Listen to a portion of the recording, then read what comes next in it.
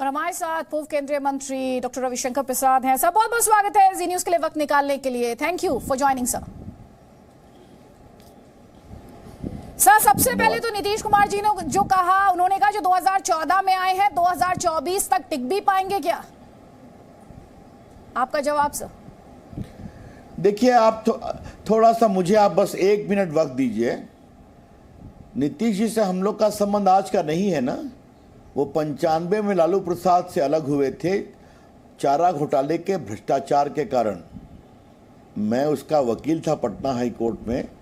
CBI inquiry के लिए जनहित याचिका दायर किया था। जो ललन सिंह की बात आप कह रहे हैं वो भी बाद में पिटिशनर बने सुशील मोदी के साथ में। सीबीआई की इंक्वायरी हुई, ट्रायल हुआ, लालू प्रसाद जेल में है, आपको कहानी मालूम है। तो लालू प्रसाद के भ्रष्टाचार में नीतीश कुमार अलग हुए थे।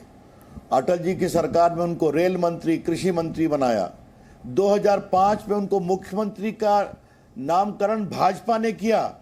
स्वर्गीय जॉर्ज फर्नांडिस और जदयू के नेता स्वर्गीय दिग्विजय सिंह इस पक्ष में नहीं थे, वो बहुत नाराज हुए। और फिर 10 साल हम लोगों ने काम किया। तो हम उनको छोटा करते हैं कि उनको अपने कंधों पर बैठा के उनका कद बड़ा किया।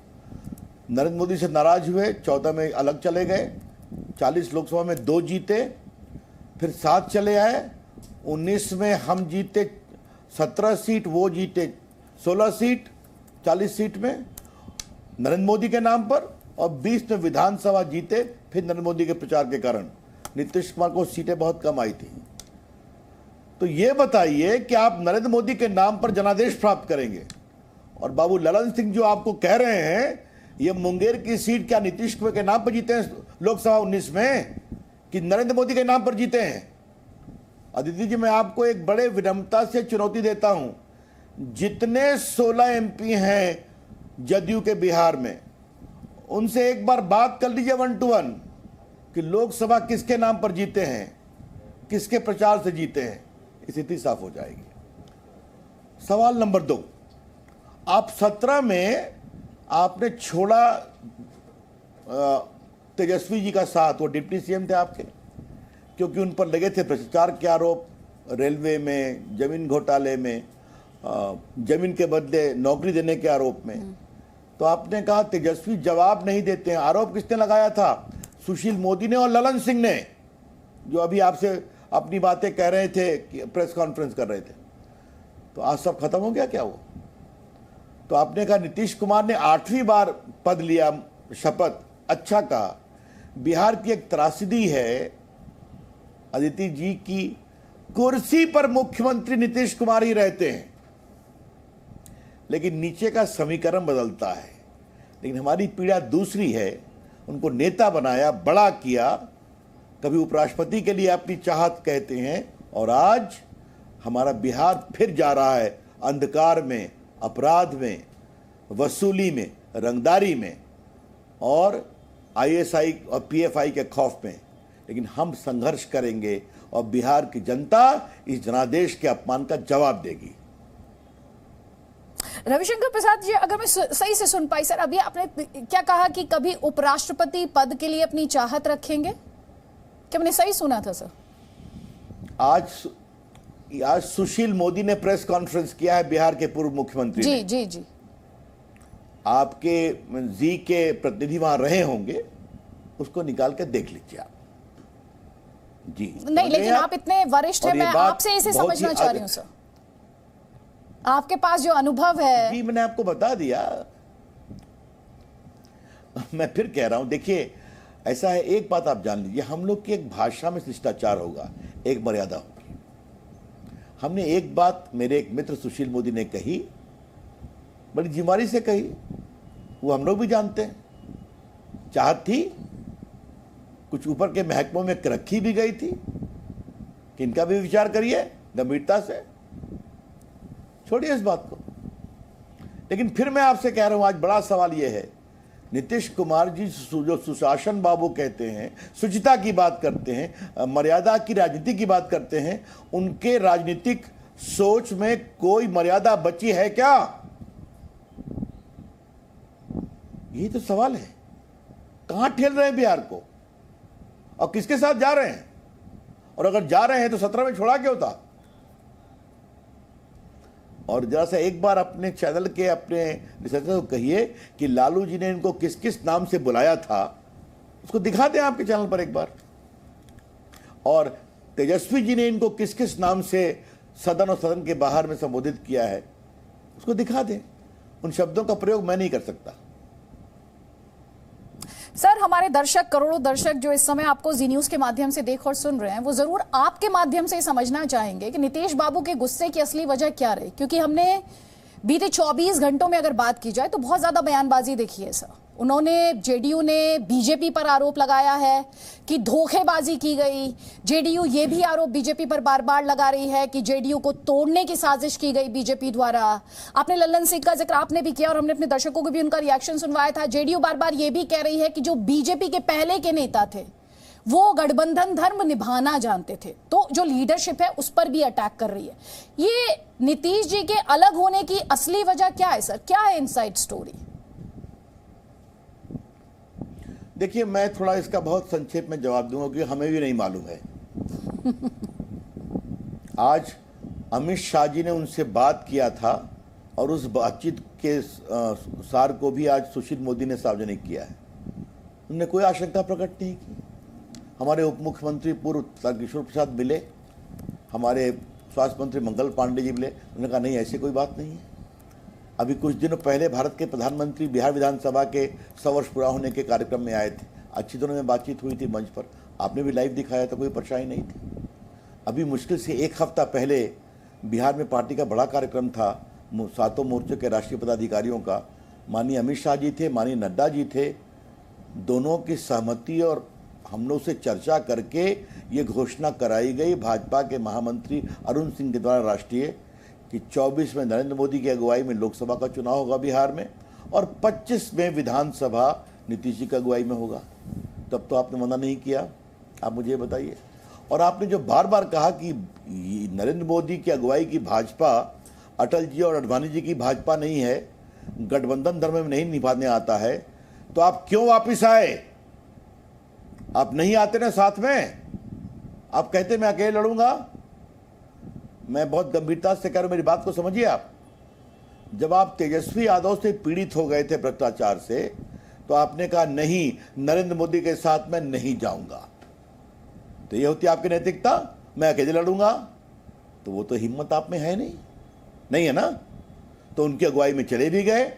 हमसे आग्रह किया कि हम सिर्फ 2 MP हैं, लेकिन हमारी ताकत थोड़ा बढ़ा दीजिए। तो हमने बराबर बराबर सीट दी। हम 17 जीते, वो 16 जीते। तब तो आपको आपत्ति नहीं थी। फिर आपको कहने का अवसर था कि नहीं, हम नरेंद्र मोदी के नहीं मानते, ये भाजपा दूसरी है, हम विधानसभा का चुनाव अकेले लड़ेंगे। तो वो भी हिम्मत नहीं हुई और 43 हो गए घटकर। और नरेंद्र, देखिए, मैं आपको बिहार के चुनाव प्रचार में, पता नहीं आप आई थी नहीं आई थी, अगर नरेंद्र मोदी प्रचार नहीं करते तो हम लोग यहाँ हार गए थे। पहला 5 चरण का चुनाव था। फर्स्ट चरण का में लोकसभा कॉन्स्टिट्यूंसी जहाँ खत्म होती है, फुलवाड़ी से लेकर जाइए और यूपी में घुस जाइए आप। सिर्फ एनडीए को 3 सीट मिली थी। तब मोदी जी कसकर उतरे, 2nd phase, 3rd phase, 4th phase, 5th phase, और कहा जंगल राज के 2 युवराज। उस समय तेजस्वी जी और राहुल जी साथ थे और रिजल्ट आया, आपने देखा। तो आप कह सकते थे कि नहीं, हम साथ नहीं लड़ेंगे। और जब आपको 43 आ गई और माननीय मोदी जी ने भाजपा के केंद्रीय कार्यालय के विजय के कार्यक्रम में कहा बिहार की जीत पर कि अगले मुख्यमंत्री नीतीश कुमार होंगे, तो फिर आप कहते क्षमा करिए, हम नहीं होंगे, भाजपा गठबंधन धर्म निभाना नहीं जानती है। तो ये तो मैं कह रहा हूं आपसे, उनको पिछले 20 साल में हमने बड़ा करके नीतीश कुमार बनाया, अपने कंधों पर अपना त्याग कर करके, अपनी बढ़त के बावजूद। और आज जब चले गए तो कहते हैं भाजपा दूसरी है। इस पर कौन विश्वास करेगा? अदिति, मुझे बताइए आप, कौन करेगा विश्वास? ये कौन सा तर्क है? ये कौन सी मर्यादा है? ये कौन सी नैतिकता है? क्षमा करिए, आज थोड़ा मैं गुस्से में हूं, लेकिन यह नैतिकता की दुहाई सुनकर क्या जवाब दिया जाएगा कि ये भाजपा वो भाजपा नहीं है? इसे कहते हैं राजनीतिक अवसरवादिता। और एक बात का जवाब मैं आपको और दे दूं, वो जो आरसीपी प्रकरण चल रहा है, उनके पूर्व अध्यक्ष केंद्रीय मंत्री बने, वही मेरा अगला सवाल भी कभी आप अपेक्षा कर सकती हैं हाँ, मैं समझ रहा हूं, तो मुझे जवाब देने दीजिए उसका। क्या आप कभी सोच सकती हैं कि नीतीश कुमार की पार्टी में नीतीश कुमार से पूछे बिना कोई केंद्रीय मंत्री बनेगा? और कभी माननीय नरेंद्र मोदी जी या माननीय अमित शाह जी ऐसा करते हैं क्या? मैं पूरी जिम्मेदारी से कहता हूं, अमित शाह जी ने बातचीत की थी, सहमति से हुए थे, और ये बात स्वयं रामचंद्र बाबू ने कही है, कैसे कैसे क्या घटनाक्रम हुआ। लेकिन अगर एक बात हम मान भी लें तो किसने मना किया था? रामचंद्र सिंह कब बने थे केंद्रीय मंत्री? 7 जुलाई 1921 को। नीतीश जी को कहना चाहिए था, रामचंद्र जी यू रिजाइन, आप ही नाम से पूछे बने हैं। तो ऐसी कोई बात नहीं है, बाकायदा उनको बधाई दी जाती है। वो राष्ट्रीय अध्यक्ष हैं, तो जदयू के राष्ट्रीय कार्यकारिणी दिल्ली में प्रस्ताव पारित होता है कि हमें इस बात की खुशी है कि रामचंद्र बाबू केंद्रीय मंत्री बन गए हैं, इसलिए हमको दूसरा अध्यक्ष बनाना है। और आज आप ये सवाल करते हैं, तो मालूम है कि ललन सिंह भी और बाकी लोग भी बहुत दावेदार थे, तो छोड़िए, उनके अंदर की बात है। लेकिन राजनीति में कभी सच्चाई ईमानदारी से बात होनी चाहिए। तो आप राजनीति में शुचिता की बात कर रहे हैं, पर बैठे थे आज। जी जी, आप राजनीति में शुचिता की बात कर रहे हैं। मैं आपसे एक सवाल जो बीते 36 घंटे में बार बार डिस्कस हुआ है, खुद नीतीश कुमार जी से कई बार पूछा गया है, एक नेता होने के नाते, एक फॉर्मर मिनिस्टर होने के नाते, लंबे राजनीतिक अनुभव के नाते, ये आपको लगता है कि ये नाराजगी इमीडिएट नहीं, ये 2024 की तैयारी है, ये प्रधानमंत्री बनने की एम्बिशन है? देखिए, हर को ख्वाब देखने की आजादी है। लोकतंत्र में मुख्यमंत्री प्रधानमंत्री के सपना देखने की आजादी हर भारतीय को है, इस पर हमको कोई आपत्ति नहीं है। लेकिन दुर्भाग्य से कोई वैकेंसी नहीं है। हाँ, वहां पर नरेंद्र मोदी जी की लोकप्रियता और जनता के विश्वास के कारण वो प्रधानमंत्री हैं और प्रधानमंत्री रहेंगे 24 में भी और 29 में भी। लेकिन सपने आप देखिए तो हम क्या कर सकते हैं। लेकिन एक बात मैं जरूर कहूंगा, जिस नए महागठबंधन में गए हैं वहां तो कई दावेदार पहले से ही बैठे हुए हैं। राहुल जी क्या करेंगे, उनकी बहन प्रियंका जी क्या करेंगी, ममता जी क्या करेंगी, और हैदराबाद में एक जो केसीआर साहब हैं उनके भी एम्बिशन है, दक्षिण से स्टालिन साहब के भी एम्बिशन है। तो वहां तो भावी प्रधानमंत्री की महत्वाकांक्षाओं की एक लंबी कतार है। दीदी जी, नीतीश कुमार जी वहां भी शामिल हो जाएं, मुझे आपत्ति नहीं है, लेकिन कोई वैकेंसी नहीं है, इतना ही मैं कहना चाहूंगा। आपने कहा कोई वैकेंसी नहीं है, मेरा आखिरी सवाल है, क्या ये कहें भारत की सियासत में नरेंद्र मोदी वो ऑपोजिशन जो अक्सर बिखरी हुई दिखाई देती है, नरेंद्र मोदी एक ऐसा फैक्टर है जो इस ऑपोजिशन को एक साथ लाने का काम कर सकते हैं? देखिए, इसमें भी थोड़ा मैं आपको एक अपनी सोच देना चाहूंगा। एक समय कांग्रेस एंटी कांग्रेसिज्म चलता था, याद है ना आपको? उसके बाद फिर भाजपा धुरी बनी, और आज नरेंद्र मोदी की अगुवाई में भाजपा पूरे देश में फैली है। 14 जीते, 19 जीते, 24 भी जीतेंगे, अभी यूपी जीते, तन निर्णायक। देश की सोच बदली है। ये देश राष्ट्रवाद, राष्ट्रीय सुरक्षा, समेकित विकास, सबका साथ सबका विकास की धारणा पर चला है। अभी कोरोना में लोग मजाक करते थे, इसी भारत ने 200 करोड़ लोगों को टीके दिलवाया, नहीं दिलवाए, मुफ्त टीके। दुनिया का रिकॉर्ड है मेड इन इंडिया, जो टीके 50 कंट्री में बाहर भी गए, ये भारत ने करके दिखाया ना। जनता देखती है ना, 80 करोड़ लोगों को खाना मिला, जनता देखती है ना।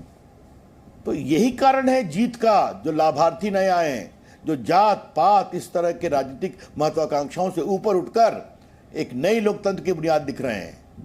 अब लोग नहीं समझते तो क्या करें हम, बस समझने दीजिए, हम अपना काम करते रहेंगे। लेकिन हाँ, फिर कहूंगा, एक बिहारी होने के नाते मुझे पीड़ा है अपने प्रदेश की, कि फिर वही खौफ, वही अपराध, वही अपहरण, वही बालू माफिया और बाकी माफिया के प्रोत्साहन और की सरकार खड़ी हुई है। लेकिन हम संघर्ष करेंगे। आपको याद है ना कि जिस समय लालू प्रसाद बहुत बड़े नेता हुआ करते थे, कोई बोलता नहीं था, उस समय लोग भिड़े थे उनके खिलाफ। हाँ, चिंता मत करिए, और अवसर आएगा तो नीतीश जी के खिलाफ कसकर भिड़ेंगे। लेकिन बिहार की जनता को कभी हम खौफ के साये में त्रस्त नहीं होने देंगे, ये कहना चाहते हैं आपके चैनल पर। बहुत बहुत शुक्रिया sir Ravishankar Prasad ji, former minister, आपने वक्त निकाला सर, और आपकी आवाज का गुस्सा आक्रोश जनता तक पहुंचा। बहुत बहुत शुक्रिया, आपने वक्त निकाला हमारे लिए। कई खास मेहमान इस वक्त हमारे साथ हैं, और हमारे साथ नितिन नवीन हैं, बीजेपी बिहार के नेता हैं, सत्य प्रकाश जी जेडीयू के नेता हैं। तस्वीरें आप लगातार देख ही रहे हैं कि किस तरह से राजनीति में ना परमानेंट एनिमीज होते हैं, दुश्मन होते हैं, और ना ही परमानेंट दोस्त होते हैं।